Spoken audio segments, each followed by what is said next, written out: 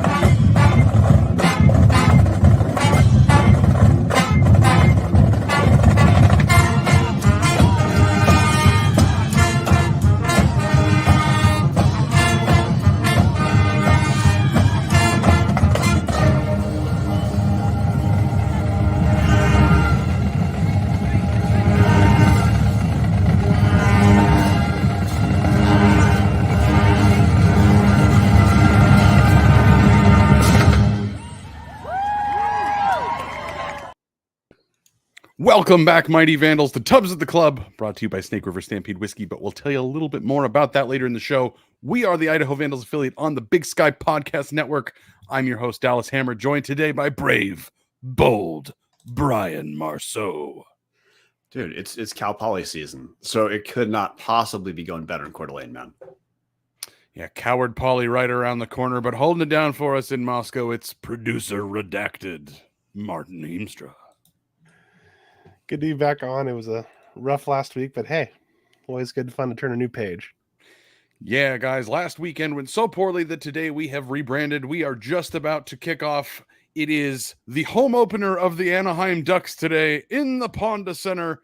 No, I wish. You can tell if you're watching live, I am all ducked out because, honestly, Idaho kind of got fucked out last weekend.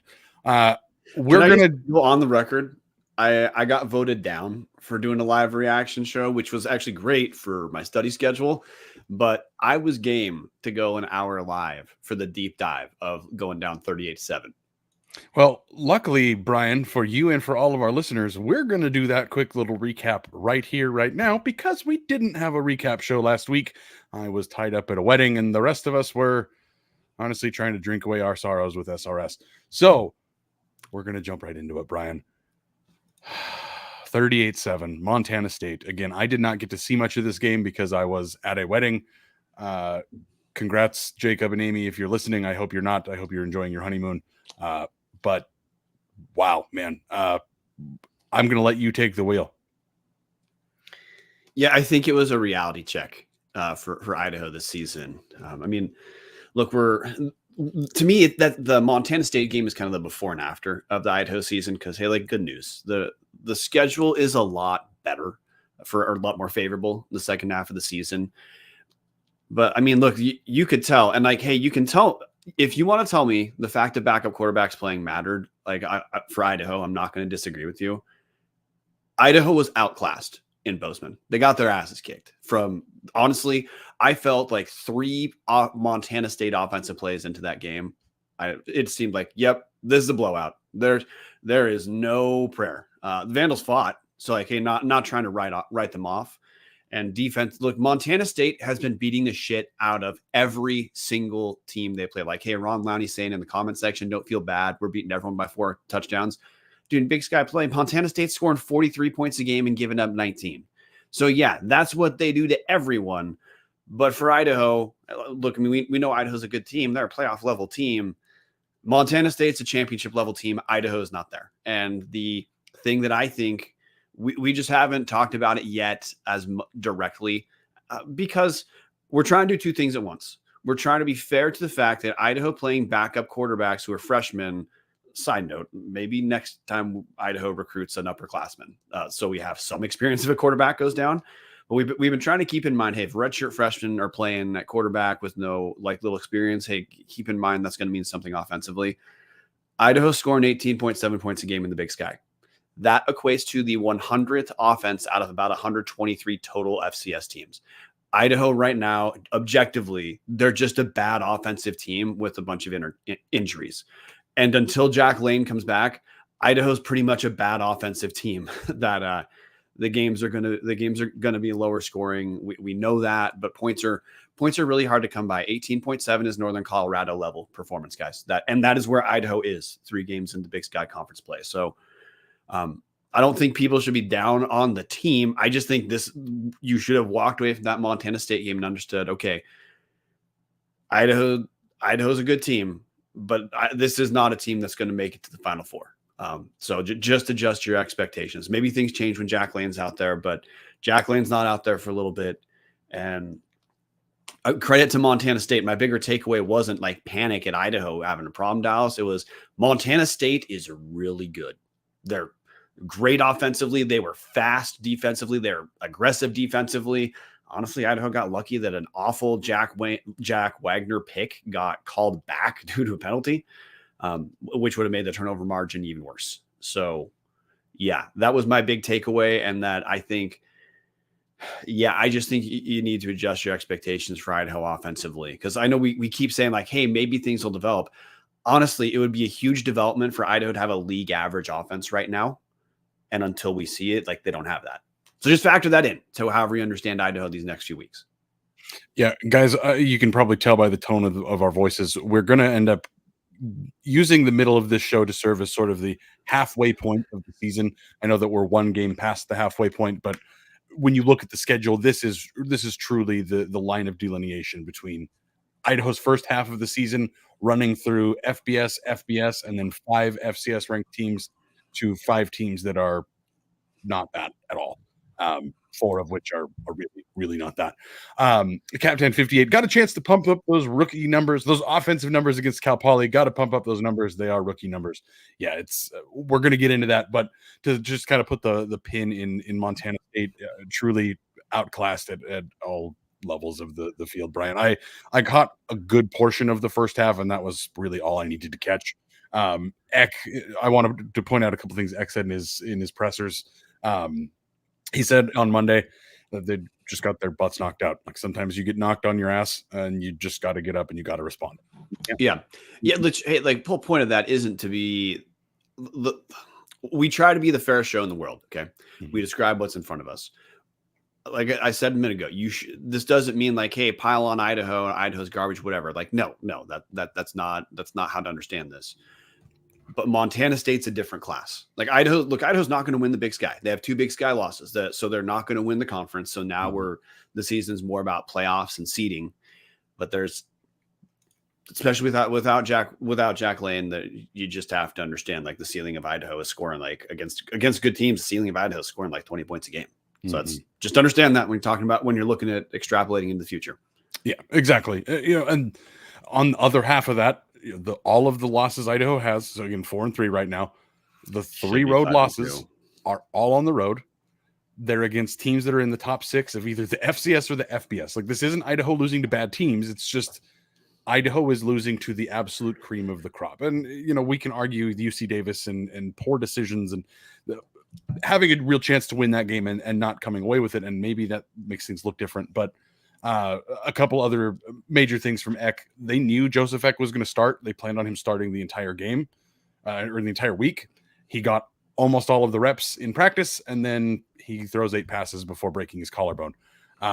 So he did speak about, Jack Wagner. Somebody asked him in the press conference about Jack Wagner and the downward trajectory he's on, and he said, well, that's kind of unfair to Jack in this game because Jack didn't expect to play and had to go in and serve. So we'll see if they're able to sort some of that stuff out. Eck mentioned needing to minimize the game for the players. The players have to execute better, but the coaches absolutely have to make things a little more simple for them, which when you're struggling on offense is a good call. But the biggest thing is Skyline Sports, again, the Vandals Weekly segment that Jason Eck does with Coulter Nuanez over there. Eck owned it. The play call on 4th and 1 on that first drive, he didn't love it. He said, yep, went back and thought about it and should have gone downhill. They had defensive tackles that were hurt or even just out completely. Should have gone right at them. Maybe that changes the tone of the game and mentioned, it just kind of snowballed from there. You let Montana State take a double-digit lead, and realistically, you're not going to get back in it. And so all of that to say, I think everyone knows, hey, Montana State, top 3 team in the nation. Honestly, they're the number 1 team in the nation if you take out the states of North and South Dakota. And they played like it. They looked like it. They have proven it. They've been proving it for years. This is where we want to see Idaho go. We know that they're not there yet. And there's nothing wrong with that. Again, this is still a team that could win multiple playoff games if they get healthy and things happen. But Bryan, that's where the fun begins, because you mentioned Idaho and scoring 20 points is realistically what you have to expect. If you go look at the conference stats right now, Bryan, Idaho is 11th in points. They're 11th in yards per game, 11th in passing yards per game. They are 8th in rushing yards per game. So this is, again, the offense we've seen of Idaho the last 2 years, Giovanni McCoy slinging it down the field and the ball moving quite consistently, that has gone completely out the window. It's hard when you come into the year with 5 quarterbacks and you've lost 2 of them for the season. The third has been out your starter has been out for almost the entire year. And your other 2 guys are a true freshman and a redshirt freshman. You're not going to get a whole lot through it. And it's actually a third quarterback who's out too. Like, we haven't seen Holden B, but that's another dude who's gone for the season. Yeah. Yeah. But it's a catastrophically bad run of injuries. I'd push back a little bit on the bringing in an upperclassman quarterback. I like the idea there, but I also don't hate that they committed to Jack Lane and knew Jack Lane's going to be the guy. I just think that was a dice roll that just went the wrong way. X got a little bit of gambler in him. Again, Jack Lane was a walk-on that was not expected to be the guy. And by the end of his first training camp, he's essentially the backup to Giovanni McCoy as a true freshman. So I can understand where, they probably think, hey, we can find a guy, we can coach him up, we can do this. I just don't think that they expected it to happen in the first game of the season and then have to spend the entire year bringing along some freshman quarterbacks that were not ready. Hindsight is 2020. Would love to have had a veteran here, but I can at least understand the concept of, all right, we're going to bring in a bunch of our own guys underneath Lane. We're going to see what we can get out of them. Unfortunately, we saw that right now with a whole bunch of redshirt and true freshmen rather than sophomores that are playing a little bit next year when they've been in the program for multiple years. I mean, so I know we got to talk about the next game. It's just different understanding. We don't like to second guess the coaches because the coach has been great. Cap Dan brought up in the comments section, the 3 losses are to teams that are combined 20-1 on the year. So again, don't beat yourself up on this, but I don't know, man. Just wouldn't mind having a guy who played a little bit to push the starter. Oh no, you're completely wrong. Or you're completely right. Excuse me. Yeah. Woo. Had a Chris Hammond moment there of calling out people for their takes live on air. Yeah, again, Bryan, you're not wrong. Especially as you see Montana doing it every year, where they have to trot out 3 different quarterbacks before they've figured it out offensively. But at the same point, like Giovanni McCoy looked really bad 3 years ago today against the Stay Salty Eagles, and then he goes from 4th on the depth chart to Walter Payton winner. So or excuse me, Jerry Rice winner. So I can understand what the coaching staff was doing. It failed miserably. I think it's pretty safe to say that when the offense is scoring 22 points a game, and in conference it's under 20 points a game. 18.7. Thank you. 18.7 points a game for a team that has historically been winning with the offense under Jason Eck, a guy who came up through the offense. You rolled the dice and you lost. Yeah. Tough shit. But I guess, so we have to talk about Cal Poly, and listeners are probably figuring this out. Look, Cal Poly, we're going to hit the matchups, but full disclosure, like Cal Poly is not a good team. A Cal Poly with an improved defense is their defense is still at the level of teams that are terrible defensively. Like Idaho State level is the improvement at Cal Poly. So like, hey, there's matchup stuff that matters for Idaho here. The big deal for me is, hey, talk about Montana State. That's the before and after. If Idaho's going to host a playoff game, their season is now a playoff. And that, which is to say, Idaho's got to they have to run the table if they're going to have a hope of hosting a playoff game. Skipping the Thanksgiving games. That's kind of the big deal. Is that they could host for a Thanksgiving game. I don't want Idaho to play a Thanksgiving week playoff game with 12 people in the dome, because Thanksgiving is the hardest week to get people to these games. So that's something I know that Idaho wants to avoid as well. So if that's going to happen for Idaho, they're going to have to get to 9 wins, which it's a 12-week season. 8 wins was good enough last year. It will not be good enough in 2024 due to every team having that 12th game. So to me, the selling point of Cal Poly isn't the fact of Cal Poly being like a rebound game. It's that Idaho has 2 things that are going for it at once.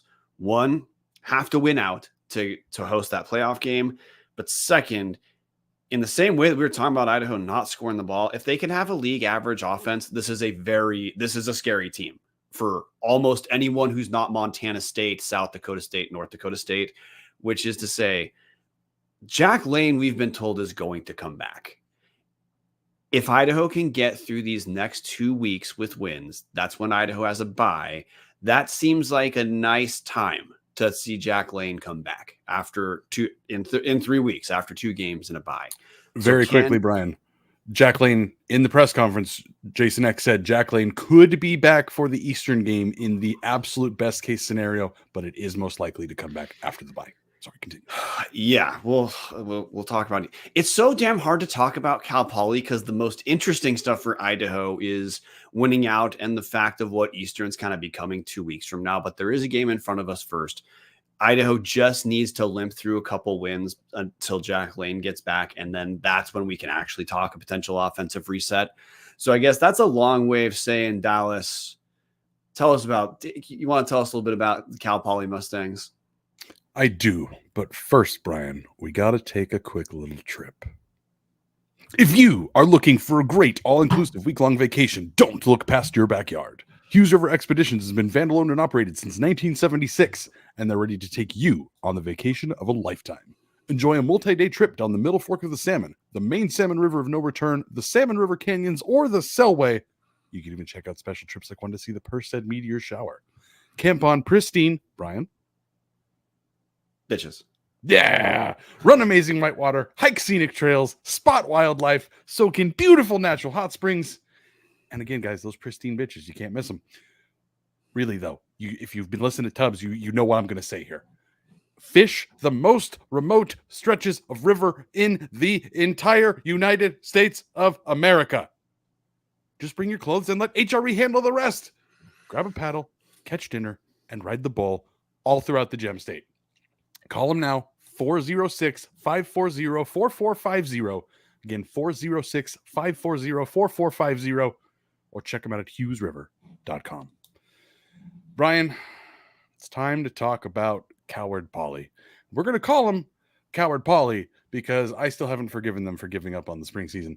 It was probably the right call for them because they're Cal Poly and they suck. But Coward Poly here.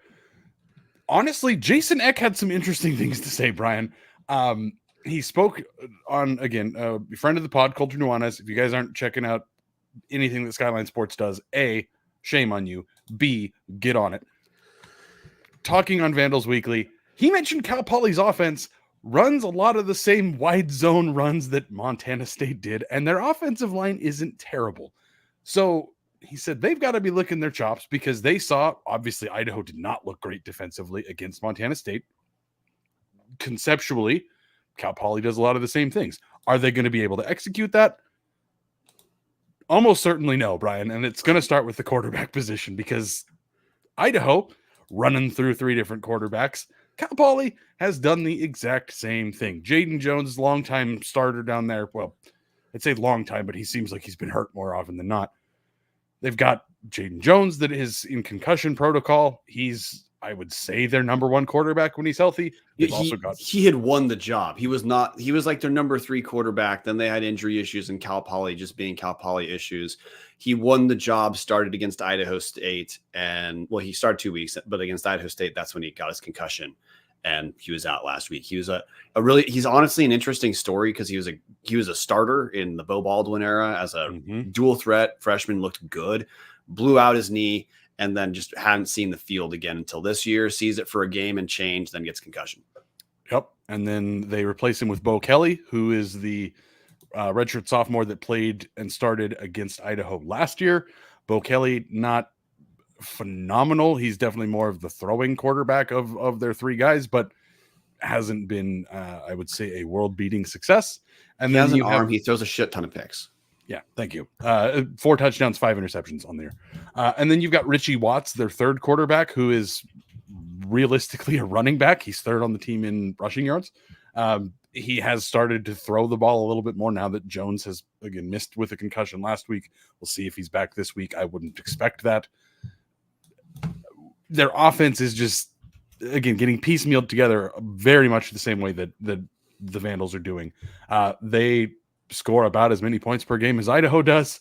They realistically, their passing yards, their passing yards are up because they have been behind a lot. But their rushing yards, their yards per game, their points per game, it's all pretty similar to Idaho's offense, except they're maybe not going to have the ceiling that Idaho does because they don't have a bunch of dudes, Bryan.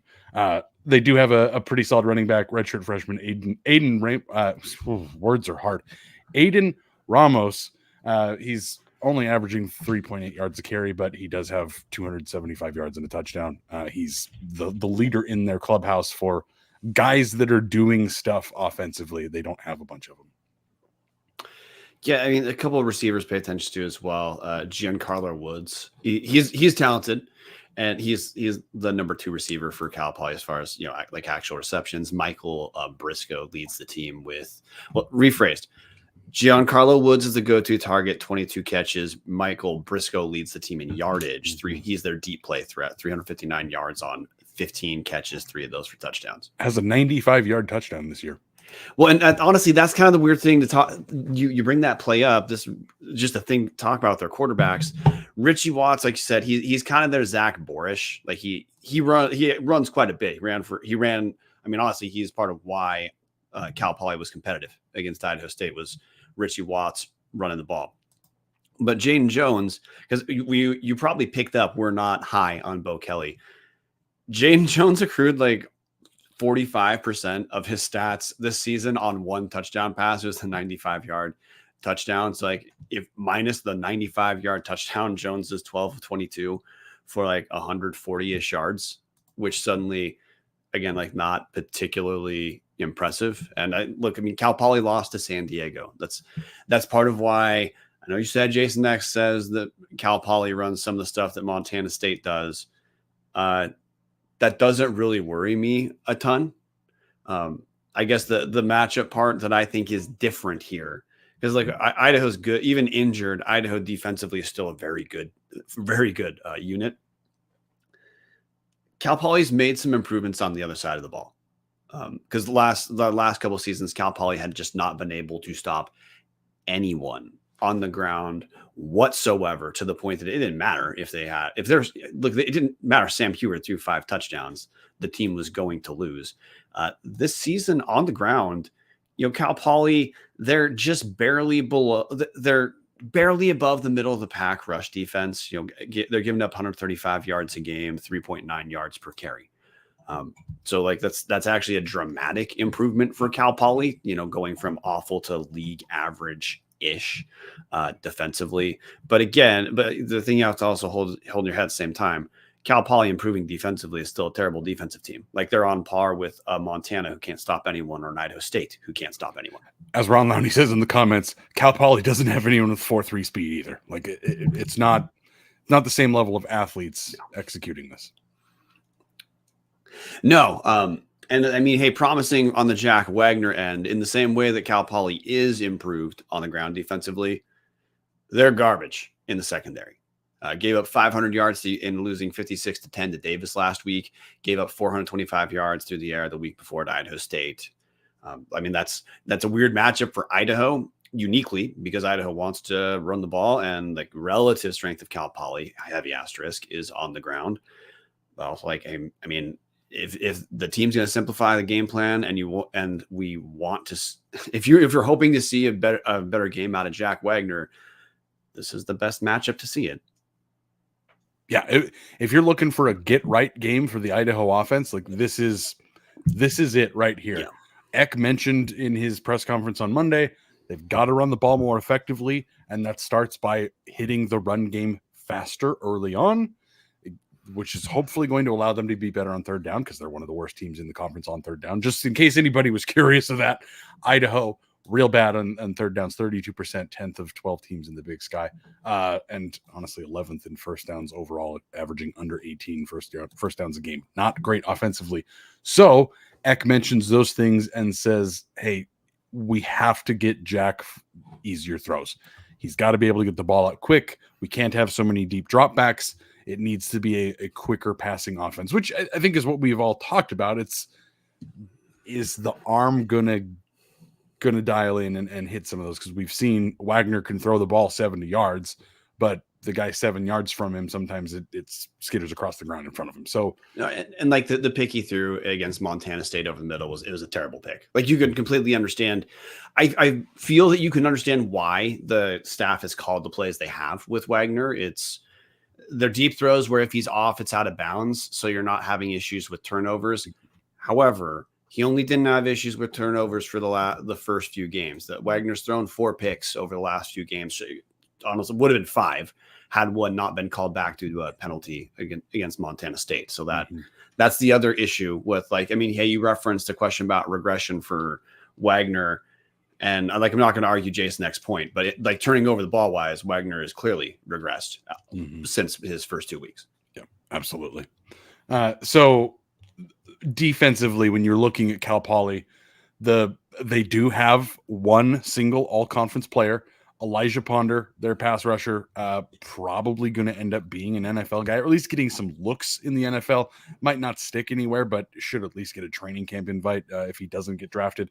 26 tackles, 7.5 tackles for loss, 4 sacks, quite a handful of quarterback pressures. He had a couple sacks against Idaho last year. He's about the one guy that stood out last year from that tire fire of a team.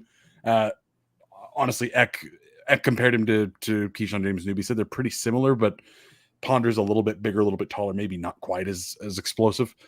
So expect that guy to be the guy getting into the backfield and wreaking a little bit of havoc. And then they have a defensive tackle, Ethan Rodriguez, who's the only other person on the team with multiple sacks. He's more of the run stopper. But that's, again, Bryan, like you said, their rush defense is actually improved to middle of the conference instead of worst in the conference. And a large part of that is that defensive line is pretty solid. They've gotten really good at kind of moving things around, especially they move Ponder around the most, but they do a really good job of putting 4 down linemen, and then a couple seconds before the snap, the edge will drop back, and then you don't know if he's dropping into coverage, if he's just going to rush from a standing position. Like they do a good job of mixing things up. But again, like you said, the secondary's got a bunch of holes in it. And a heavy asterisk that this was hit in the comment section earlier. And whoever brought it up, I'm absolutely sorry for missing it. Might have been Crewhead76, might have been Dane Moon, might have been Ron Lowney. Whatever you're extrapolating from the Cal Poly schedule, please keep in mind, here is the murderer's row the Mustangs have had to navigate on their way to what Cal Poly's 2-4 with one D1 win. So I think of that as a little hint. There's a loss to non-scholarship San Diego, a loss to Stanford, a not that convincing win over D2 Western Oregon, a win in the Big Sky Podcast Network bowl game over Northern Colorado a couple weeks ago, and then, hey, competitive against Idaho State, then completely got their asses kicked by the UC Davis team that Idaho should have beaten. So just please, like, we're trying to be fair to Cal Poly, but at the same time, keep in mind, we look at common opponents. Well, like, they got outclassed by UC Davis worse than Idaho was against Montana State. So, you know, I don't know. You can probably tell from my tone of voice exactly how anxious I am about this Cal Poly game and why I talked about like just needing to pick up wins for the playoffs as what's magnetizing to me for this Saturday. Yeah, I mean, honestly, Bryan, and that's why again we kind of mentioned it there. The guys, we're counting this as sort of the halfway point of the season because Idaho went and played number 3 Oregon, then FBS Wyoming, 17 Albany, 19 Abilene Christian, 14 UC Davis, 25 NAU, 3 Montana State, and now end with Cal Poly at home, Eastern at home, bye week at Portland State, home Weber State, at Idaho State. Realistically, Idaho is going to be favored in every one of those games, and it truly should be a disappointment if Idaho loses any of them. Now, I think going 4-1 is probably most realistic. 3-2 is acceptable. You should still get into the playoffs, but if they lose 2 games here, you're like that's when you're really scraping by, hoping that you're going to get that 24th spot. If Idaho has 7 wins, they're no longer in control of their playoff destiny. That's analogous to having 6 wins in a normal season. Exactly. So, again, we're trying to have some respect for Cal Poly here. Again, you can only play the team in front of you, but there is a massive drop off here between 5 ranked teams. And sure, Albany sucks, and I think people have figured that out now. Outside of that, this has been murderer's row, and now you're running into Cal Poly, who only beat a D2 school by a couple touchdowns. Portland State, who is pretty awful. Idaho State, who's mostly awful. Weber State, who can beat Montana and then lose to Northern Colorado in back-to-back weeks. Like this is the part of the schedule, guys, where, as KJO says, trap game feel. Yes, absolutely, but also get right is definitely the feel I get towards this. Of Idaho's just more talented than all of these teams, other than maybe Eastern Washington. There's a bunch of talent there. They're just poorly coached.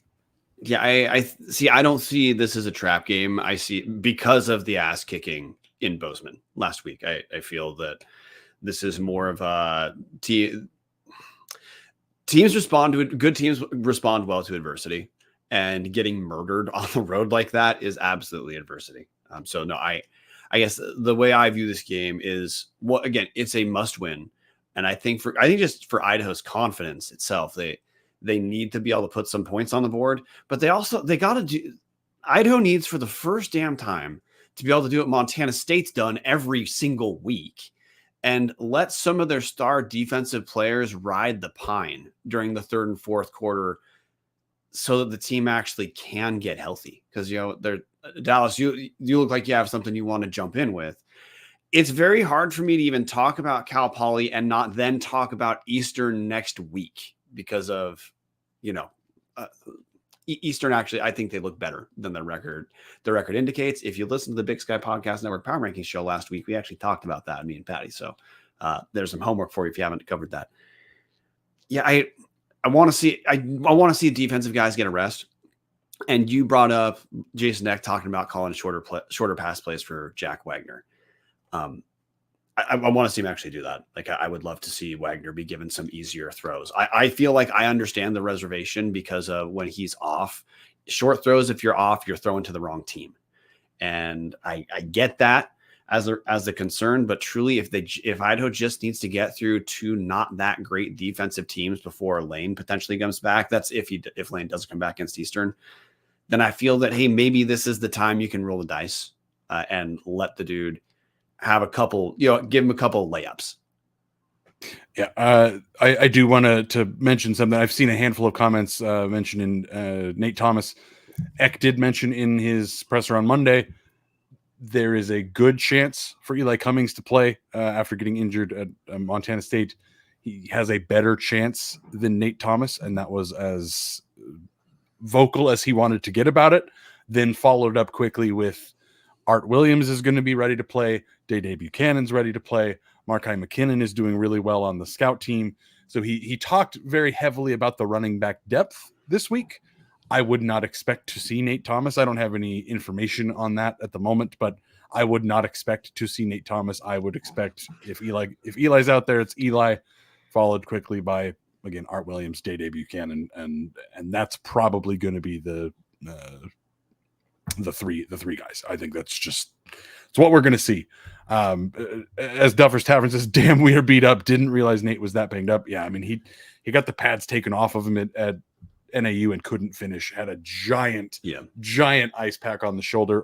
Don't know what it was. Don't want to speculate, but it was bad enough that they took his pads off in the middle of the game and immediately started taking care of him. So for those who want to know the count, Duffer's Tavern is referencing, just to run through that, third string quarterback. One of our top two running backs is out, but the other one may be out or is not at 100%. And our number one tight end out for the season. And I mean, Jason Eck told me at Media Day, like Alex Moore as a tight end is just always going to be on a pitch count at this point. Mm-hmm. Plus, Abraham Williams out, but believe broken arm. Corey Thomas has missed time in the Corey Thomas has missed time. Dallas Afalago has been on a pitch count. Keyshawn James Newby has been on a pitch count, although he looked like he was out there much more against Montana State and sitting less. But that's a very long list of impact players. As Jason Mayer points out, 3 offensive linemen, 2 of them were starters. Center Caden Robnett and right tackle Charlie Vleem, both out. It's just I did a quick little compilation of all of the injuries. We hit most of them there. It's not been a great year. Let's put it that way. And honestly, injuries are pretty variable year to year. Certainly there are guys that get tags as injury prone because they are the guys that get hurt, but a lot of these are kind of freak things. Eck has talked about the Joseph Eck injury as like, it wasn't like a dirty hit. It was a big hit, but he just landed on just perfectly to break the collarbone. Like it's just been weird. It's been weird, shitty luck. Because actually, Nick Weber has talked about this in the hashtag only Tubs Discord, patreon.com/Tubs Eclipse. Support the show. Less than a cup of coffee a month is your cost for the best online chat you can possibly get for Vandal football. Idaho quarterbacks haven't really been getting hit that much. I mean, honestly, the O-line, as far as pass protection, I think they look significantly better than the O-line did last season in pass protection. The injury issue, it's just been weird, dumb luck. Like whenever the quarterbacks are hit, it seems like they're gigantic hits with where the guys land weird, and that's it.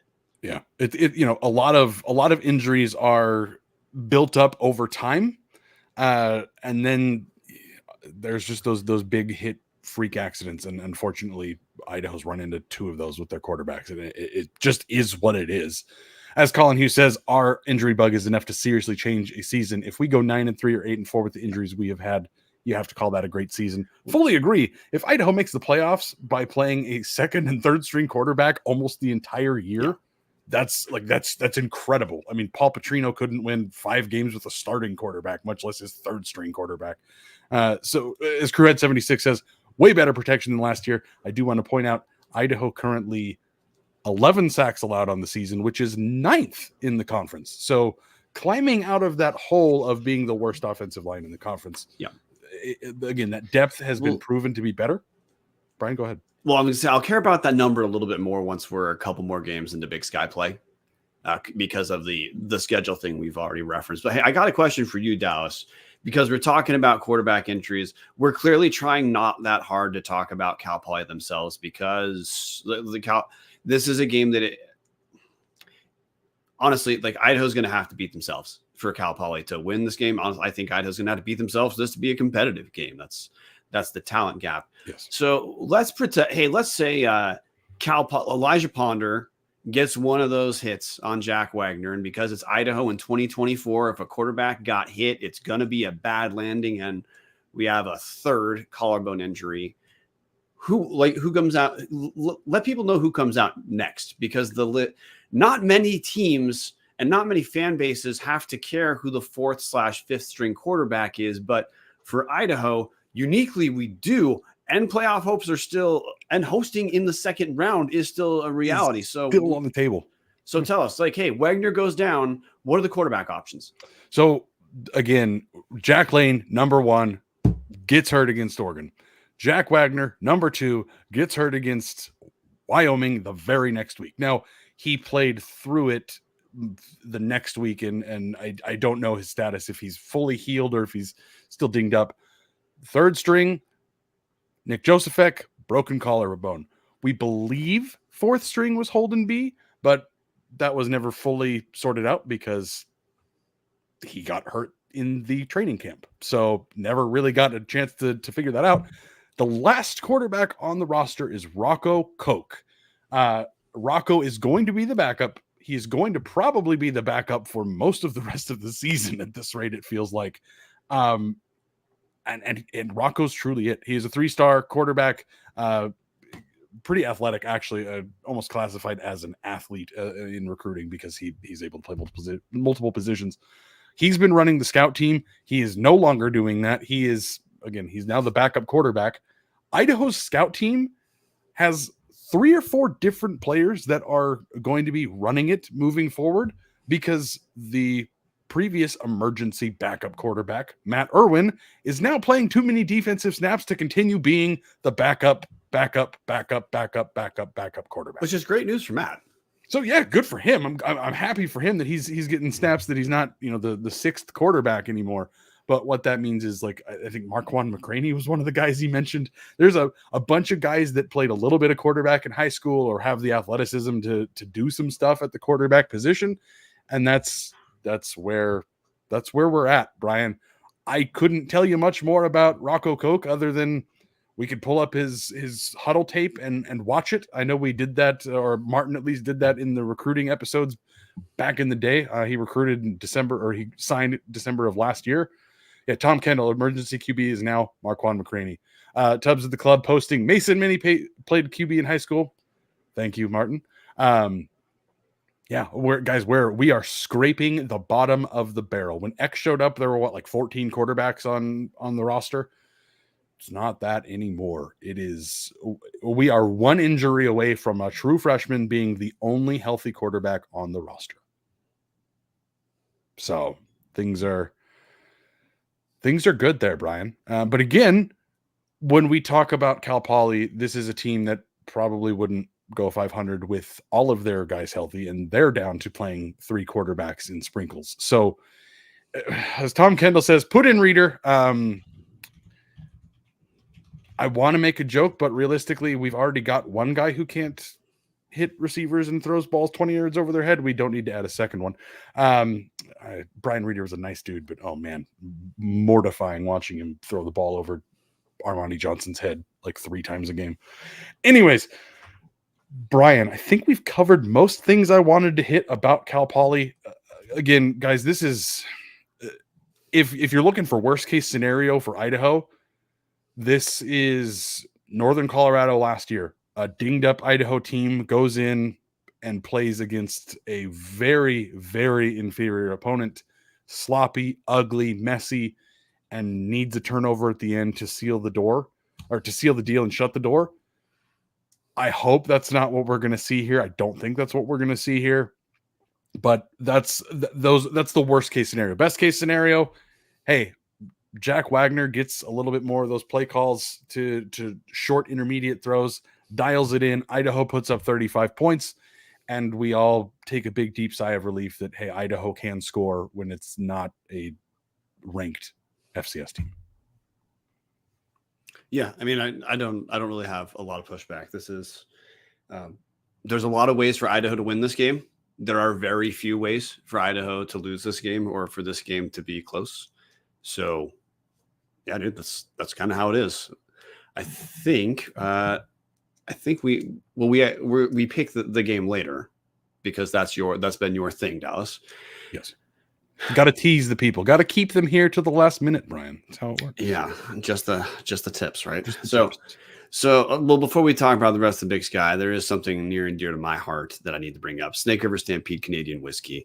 Honestly, like easily best Canadian whiskey buy at Idaho State liquor stores. 3-grain whiskey, 80% corn, 10% rye, 10% malted barley. Both iterations of Snake River, your Stampede and your 1915 or double barrel finishes. Your Stampede, that's a first fill bourbon, then Oloroso sherry casks. Your 1915 small batch, it's aged an extra 2 years, and it's double barrel finishes, ex-Canadian, ex-bourbon, then ex-Canadian rye whiskey cask. You can't go wrong either way. I always keep at least one of each on hand. You should do the same. That takes us to Big Sky Pick'ems. And guys, it has been a real shit year for this. Typically, we're all doing really well, and Martin's typically one spot down because of Montana historically being pretty good. Dallas and I have picked the Big Sky at over 90% the last 2 years. Yeah. And this week, Parlay, Jeff, Bryan, and Dallas all go 3-3, while Treeb and Martin go 2-4. Not looking good for the Tubbs crew this year. Big Sky is chaos everywhere. So we're going to jump right into chaos game number 1. Idaho State at NAU, Martin. I'm going to go NAU. So do we get to hedge our picks here? Because if Ty Pennington's playing for NAU, NAU is a brain dead pick. If Ty Pennington is not playing for NAU, this is suddenly a complete 50-50 game. Because I know Idaho State record-wise, it's not fantastic. That's who the Bengals are. They can move the ball. And if NAU can't score, this game could absolutely be tight. If Pennington plays, though, I mean, NAU looks like a fringe level playoff team. So if Pennington's playing, I think you gotta pick NAU here. If not, it's a coin flip. I'm probably going NAU. No, maybe I'm not, though, because here's why I'm talking this out loud. Montana defensively is garbage, and though NAU was tight with Montana without Pennington playing, they scored 20 points against one of the worst defenses in the sky. So I'd probably say if Pennington plays, NAU wins. If he doesn't, Idaho State. Fair enough, Brian. This game is at the Walk-Up Sky Dome. As Duffer's Tavern says, Battle of the Wannabe Domes. Tom Kendall, NAU. Crewhead 76, NAU. Duffer's Tavern, NAU. Steve Kurtz, NAU. Ron Lowney, Pennington is good. Absolutely. Jason Mayer saying, pretty kitties scored just enough. Ty does not play. Tom Kendall, shout out to Chad Pennington and his Jets. And I love Chad Pennington. That guy couldn't throw the ball more than 30 yards, but always made the right decision. Great quarterback. Loved that guy watching him play. I'm going to go with NAU here only because I think NAU at home defensively, they're going to get it done. I think they're going to keep Idaho State from scoring enough to win the ball game. Wow, Dallas, that's great analysis. I know that Ty Pennington is the linchpin of that offense, but man, NAU's defense is pretty solid. I just don't believe in ISU. They're in that weird space of like, you can see that there's some fun to be had there. They're still trying to work through some things. Cody Hawkins has a large chore in front of him to keep building. He's done a good job with it so far, but give me NAU at home. If this was flipped, then yeah, maybe, especially with Pennington being out, maybe I go ISU. But the other ISU issue here is their biggest weakness is on the ground. And NAU, like they're fine on the ground, but like they're not that great. So I don't know. There's some matchup stuff here that I feel like if Pennington doesn't play, this is a big game for Idaho State. By the way, the Bengals, they're 3-4 on the season. Yeah, one's a garbage D2 win, but in Pocatello they still count that as a win. So like the Bengals aren't a catastrophe unless you can run the ball. Yeah, it's very true. The this game, I think, is going to have a little bit less spirited discussion. Montana State at top 5 Portland State. I know this is the top 5 matchup everybody's looking forward to this weekend, but Montana State wins this pretty handily. Yeah, I want to give Portland State their 1 minute in the sun on Tubs at the Club. Dante Sachre against Idaho State, 6 touchdowns. The rushed for over 200 yards, passed for over 200 yards. That is a game, and it's not going to happen this week. No, Montana State's going to win. Now, I wouldn't actually be shocked if this is slightly more competitive for half the game than you would guess, because it's a letdown game for Montana State. Mm-hmm. But yeah, Montana State's easy pick. Yeah, this is definitely in the realm of letdown game. You just beat a top 10 opponent at home by essentially pulling their pants off and spanking them in front of the entire world. Pretty embarrassing showing on ESPN2, which really sucks. But yeah, Portland State might keep this fun for a little bit. Dante Sachre, I think the best running quarterback in the conference. You could make the argument for Tommy Mellott, but I'd say Mallott's just a better player because he throws better than Sachre. I think Sachre is a hell of a runner. But everybody in the comment section picking MSU. I couldn't pick Portland State to win this game if my life depended on it. Like, it's just no. It's not going to happen. They're so much better coached. The talent level is so much different. They're going to bully Barnum ball all over the field. Another actual chaos game, guys. UC Davis in Cheney, Washington, taking on the Eastern Washington Eagles. I'm not going to spare my voodoo magic that worked last week for me, but ended up fucking me with the other games. UC Davis. Yeah, this is a very interesting game. We talked about that last night on the show, but the Cliff Notes for Eastern, their losses are not looking nearly as bad at this point. Hey, like Nevada just beat Oregon State. So like, if you can beat Oregon State, you should beat the shit out of a mid-level Big Sky team. Drake, if the playoffs started today, Drake would be in for the Pioneer League. I mean, Eastern shouldn't have lost that game, but still, like, something makes the loss look less bad. And Eastern controlled Sac State on the ground last week. There's some ways where it seems like Eastern's kind of figured some stuff out for them. They've kind of, in the same way Davis has had Idaho's number weirdly the last handful of years, Eastern has had Davis's number weirdly the last handful of years. But even with all that said, man, I want this game for Eastern, but I'm going to go with Davis just because Davis has more offensive weapons. Eastern still isn't good defensively. Like, they stopped being a catastrophe against Sacramento State, but Sac State is about as lost offensively as Idaho is right now. They're scoring 22 points in conference. So Davis is not struggling with that. This also feels like kind of a destiny year for Davis, where they get to make up for some bad playoff luck in not making the playoffs last couple of years. The Aggies have got some breaks they absolutely don't deserve, but they're getting them. So it just feels like a Davis type of year, so I'm picking Aggies. Yeah, Brian, you pretty much took the words right out of my mouth. Like, weird shit happens in Cheney. We've said it I don't know how many times. It just is. It's been like that for a decade and a half at this point. Honestly, probably longer. Before the field was red, they kind of had a thing for doing weird stuff out there. But it really does feel like UC Davis has had some awful breaks in the last few years. Last year, they probably should have made the playoffs over Sacramento State, and they didn't. And that's been their reality over the last handful of years of the Hawkins era. And now Mr. Plow's there. It's changing up a little bit. And again, they're getting some weird breaks. It just feels, I'm doing this entirely on feel. It feels like UC Davis is going to be the one who hangs on. I am assuming this is probably going to be a pretty close game because Eastern, like you said, Bryan, they've gotten better. I don't think that they are well coached enough to pull out a win here. If we hit the comment section is pretty split. We got a bunch of folks saying upsets or Eagles, Ron Lowney, Crewhead 76, Duffer's Tavern.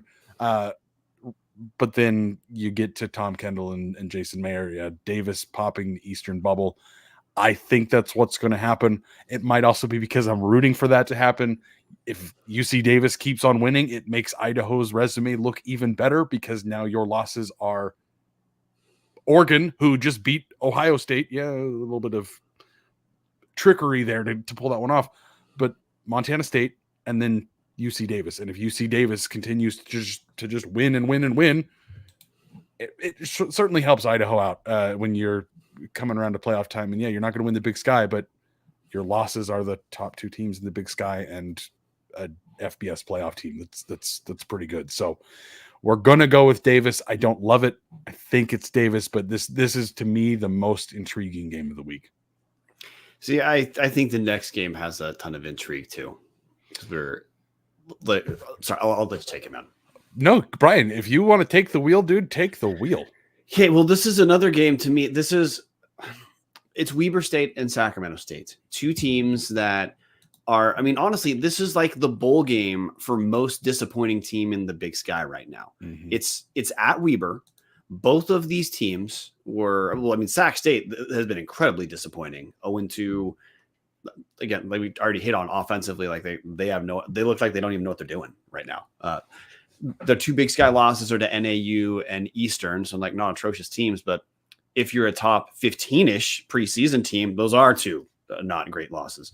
But on the other hand, Weber, they just gave Northern Colorado their first win since 2022.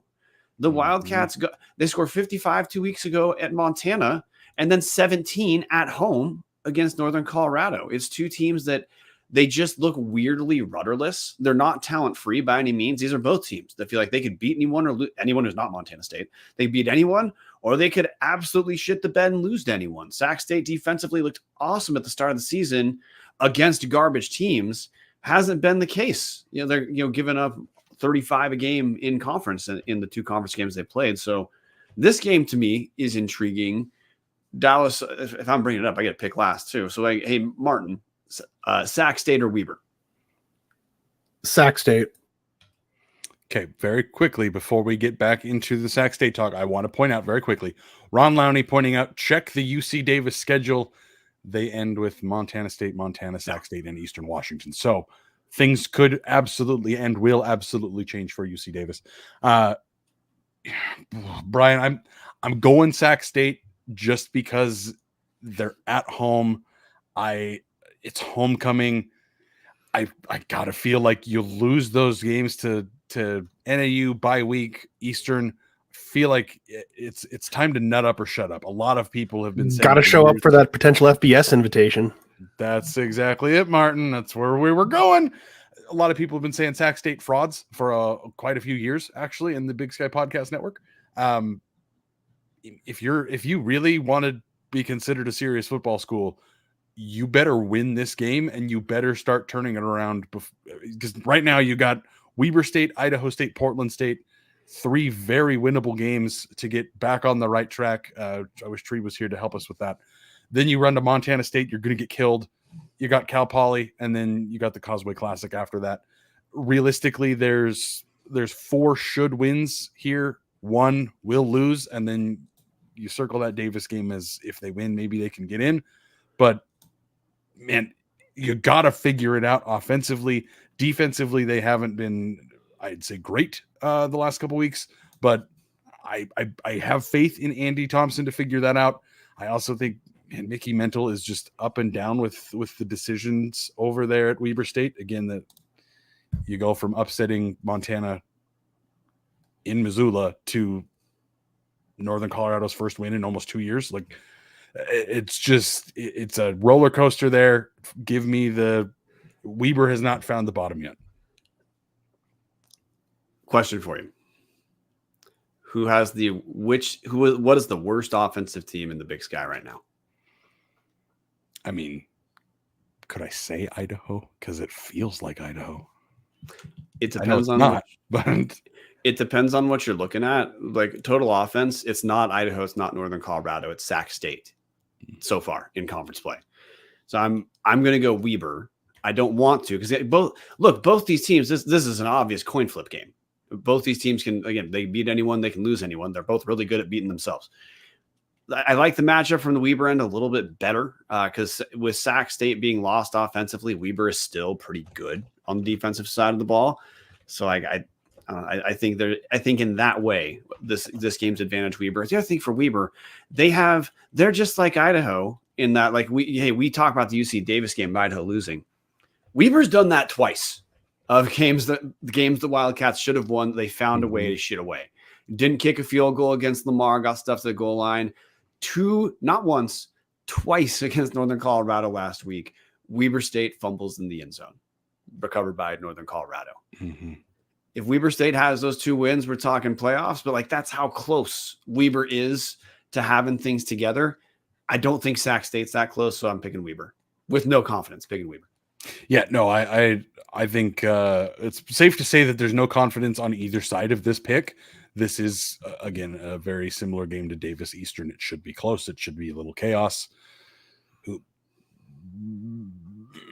Honestly, if we shot this 2 days from now, my answer might be Weber. At the moment of 7:52 Pacific time PM on October 16th, I'm going to Sac State, but that could absolutely change.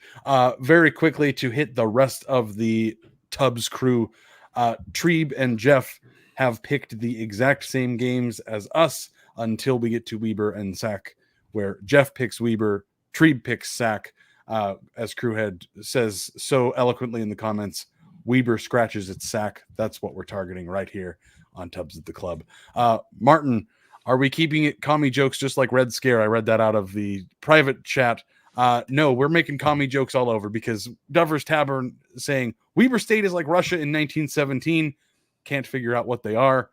Unfortunately for Weber, I am hoping the Bolshevik Revolution comes to Cheney because I really want Bo Baldwin to bring Eastern back to, well, relevance isn't maybe the right word because I don't know if they've ever really been relevant, but I want them to be fun again. I want them to be scoring 45, 50 points a game, chucking the ball all over the field. I want fun stuff. But gentlemen, that circles us back around. We have hit all of the teams in the Big Sky. We've had a little bit to think about Cal Poly Idaho. In the comment section, guys, if you're going to throw this stuff in here, it's time to get your prediction in. Martin, your score prediction and final thoughts for Idaho versus Cal Poly. I picked Idaho. I'm going to go 38-9 with the score prediction. Just I know I'm probably gonna dip here in a second. I might leave a little early, but no worries. I gotta say one thing. Just play the one link that I put in the top of this YouTube description that I know Bryan and Dallas didn't check before I even put when I set up the StreamYard. Don't worry, it's not bad. It's a Bob Marley song. You probably know which one it is. But Three little birds. Just everything this season's gonna be all right. Just play it the rest of this season. Everything will be a-okay. Love it. Hopefully we don't get sued for bringing up music. We didn't play it, but hopefully we don't get sued for my tones will just hit those copyrights and they're just the right space. Bryan, I'm going to give you a little bit of time to think about it in the comment section. Steve Kurtz, Vandals 21-14. Jason Mayer, Idaho 33-6. Colin Hughes, Idaho 33-13. Crewhead 76, 40-14. Ron Lowney just saying Idaho big. Duffer's Tavern, Vandals 37. Bryan, your final thoughts and your score prediction. I think Idaho's going to put up a few points this game. I don't think they're going to score 50 or something like that, but I think, what Duffer's Tavern says 30-7. I'm going to go 33-6. I don't think it's going to be really close. I think we're going to see Idaho getting to the quarterback again in a way we just hadn't quite seen the last couple games. Idaho's been able to capitalize on turnovers this season in a way that, it's part of why the team is what they are at this point with the wins they have in spite of what they've done offensively. Cal Poly is going to, if Bo Kelly plays, he's going to give Idaho some chances for some turnovers. And if Jaden Jones plays, he hasn't been lighting the world on fire either. So no, I feel no anxiety about this other than the fact that I've said it 1,000 times. Every game's a playoff game from here on out. Yeah. I mean, you couldn't be more correct about that, Bryan. It just is what it is. Like, yes, Idaho could theoretically still get into the playoffs at 3-2. Will certainly get into the playoffs at 4-1. But if you want to have any bit of control over your destiny, you better win every single game from here on out. And this is the point of the schedule where things get nice and easy. Ron Lowney giving us a shout out. Hit the like button, guys. Thank you, Ron. We appreciate you. Captain 58, Vandals by 100. Nate Mink praying for a win at this point. Tom Kendall, KJN, 3 sacks, and subscribe to the Tubs of the Club YouTube. Thank you. Andy Kaus, Eck with a pick. Love that. Would love to see Jackson Eck get another pick. Or maybe he means, ball's going to go so far over the head of a player that Jason will get a catch on the sideline. Duffers Tavern, Tommy turnover ×2. If we hit the rest of the Tubs crew, Treeb's got Idaho 27-10. Jeff's got Idaho 23-13. I love where Martin and Brian's heads are at. I unfortunately am going Idaho 20-10. I do not think Idaho is going to score a ton of points this game. I hope I'm wrong. I do not think this is going to feel like a 20-10 victory. I feel like Idaho's going to have pretty good control of this most of the game. However, I just don't see Idaho scoring enough points to put a blowout on the calendar right now. When Jack Lane is back, yeah, maybe. But right now, I have not seen enough from the offense that we know and the players that we know are going to be out there. Haven't seen enough to predict Idaho scoring in the 30s. It's only happened one single time this year, and it was against Albany, who, as we've pointed out, not is better than Cal Poly. Good. They are better than Cal Poly. It's very true, but not particularly good. If Idaho's going to score over 30, this is the game to do it, but it just doesn't feel like it's going to be one of those types of days. Hopefully I'm wrong. I'd love for Bryan and Martin to be the ones here, but as Jason Mayer points out, that duster's awfully quiet over your shoulder there, Bryan. We are well over an hour in. Any final thoughts, gentlemen? I'm surprised you made it a whole hour talking about recapping the game plus talking Cal Poly. I mean, Albany has 3 wins. I don't have anything to add.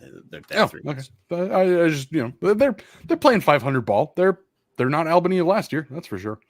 Ron Lowney just kicking us in the nuts here. Tommy hasn't turned it over against any FCS team. Thank you, Ron. Thank you for reminding us how shitty last weekend was for us. Guys, we're going to be back with the instant reaction show this weekend. I am unfortunately... If I don't get voted down. Well, that's true.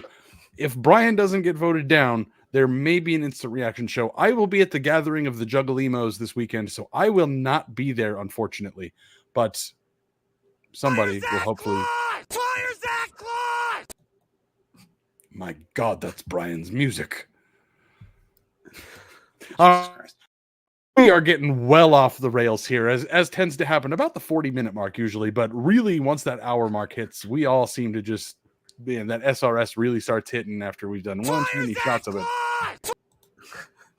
There it is again. Motherfucker. All right, gentlemen. I would say visa up, go Vandals, but I don't know where Martin's going to take this ending. So go Vandals. Go Vandals, and let's see Jesus what Martin Christ, does. Martin. This is producer Bryan doing a terrible job of even finding what we're going to play us out with. So we're just going to call it good. See you guys Tuesday.